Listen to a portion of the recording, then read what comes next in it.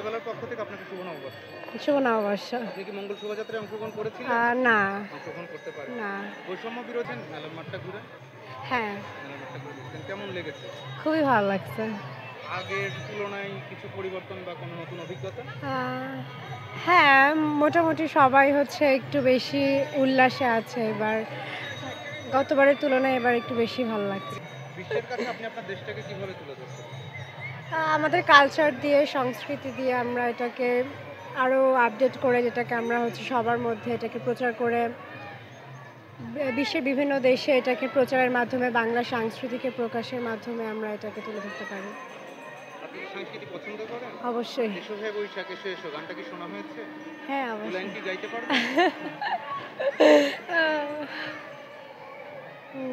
Sorry, আচ্ছা, ঠিক পারবো আছে। কিন্তু নারীরা শাড়ি পরে, ছেলেরা পাঞ্জাবি, পান্তা ইলিশ, এই ব্যাপারটা পহেলা বৈশাখের সাথে ওতপ্রোতভাবে জড়িত। আপনি ব্যাপারটাকে কিভাবে দেখছেন?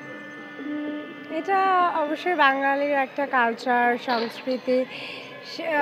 কিন্তু এটা আমাদের প্রতিদিনই প্রায় কিছুটা থাকা উচিত। কিন্তু আমরা হচ্ছে বছরে একদিন এটা পালন করতেছি। কিন্তু আমাদের প্রতিদিনই আমাদের এটা আমাদের সাথে এটা জড়িত থাকা উচিত। যেহেতু আমরা বাঙালি, এই সংস্কৃতিটাকে ধরে রাখা উচিত। বছরে একদিন যাতে এটা পালন না করে সারা বছরই যাতে আমরা এটা পালন করতে পারি, এটাই আমি বলবো সবাইকে। দিগন্তবেলার পক্ষ থেকে আপনাকে পহেলা নববর্ষের শুভেচ্ছা। শুভ নববর্ষ। শুভ নববর্ষ আপনাকে। আপনি কি মঙ্গল শোভাযাত্রায় অংশগ্রহণ করতে পেরেছেন? না, আমি করতে পারিনি। আমার বাচ্চা ছোট ছিল তো আছে, ওকে নাস্তা করাইতে হয়েছে।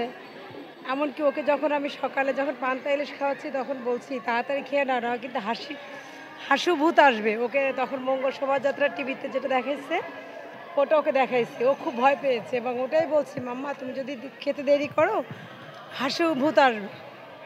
ও খুব খুশি। বাংলার একটা সংস্কৃতি আছে, একটা ঐতিহ্য আছে। হ্যাঁ, বৈশাখ।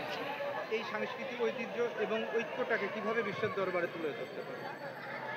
আমরা আমাদের যে সাংস্কৃতিক যেটা লালন আছে, তারপরে পার্বত্য চট্টগ্রামের যেগুলা কি বলে আদিবাসীদের, এগুলা থেকে তারপরে আমাদের বিভিন্ন, যেমন আমরা শাড়ি পরি, মেয়েরা শাড়ি পরি, ছেলেরা পাঞ্জাবি পরে, আমরা অনেক ঢাক ঢোল পিটাই যে আনন্দে আসি, নাগরদোলা আছে, এগুলা দিয়ে আমরা, তারপরে এসো হে বৈশাখ একটা গান আছে, সারা বিশ্বে কম বেশি এটা জানে, এটা দিয়ে আমরা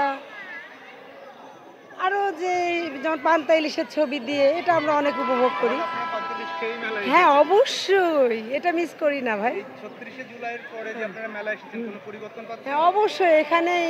এখানে কোনো জড়তা নেই, কোনো ভয় নেই। মানে এই সরকারকে অনেক অনেক ধন্যবাদ যে আমরা এরকম একটা, এখন আমাদের কোনো ভয় নেই, এখানে বোমা ফুটবে, ওখানে কি হবে, এগুলার কোনো ভয় নেই। আমরা অনেক বাচ্চাদেরকে ছেড়েও দিতে পারছি, অনেক ভালোভাবে আছি আমরা। প্রজন্মের জন্য আপনার হ্যাঁ, মেসেজটা? অবশ্যই। তোমরা ভালোভাবে থাকো, দেশের সংস্কৃতিকে উপভোগ করো, বিশ্বের দরবারে তোমরাও তোমাদের কিছু দেখানোর চেষ্টা করো, বিশ্বের এটাই। দেশবাসীর প্রতি এবং বিশ্বের দরবারে যারা আছে তাদের প্রতি দিগন্তবেলার মাধ্যমে আপনি কি কিছু বলতে চান? আমরা এই সাম্য ঐক্য, যেমন জাতি ধর্ম বর্ণ নির্বিশেষে আমাদের এই বাংলাদেশে এটাই সব থেকে বড় অনুষ্ঠান বৈশাখ। সবাই আমরা কাঁধে কাঁধ মিলায় কাজ করব, আমরা সরকারকে সাহায্য করব, সরকার আমাদের সাহায্য করবে, ছাত্র জনতা আপামর জনগোষ্ঠী একসাথে মিলে আমরা কাজ করব দিগন্তবেলা থেকে। এটাই আমার বিশ্বে প্রচার করার একটা সুযোগ। এটাকে অবশ্যই দিগন্তবেলাকে আমি ধন্যবাদ দেব যে আমি একটা বলার সুযোগ পেয়েছি।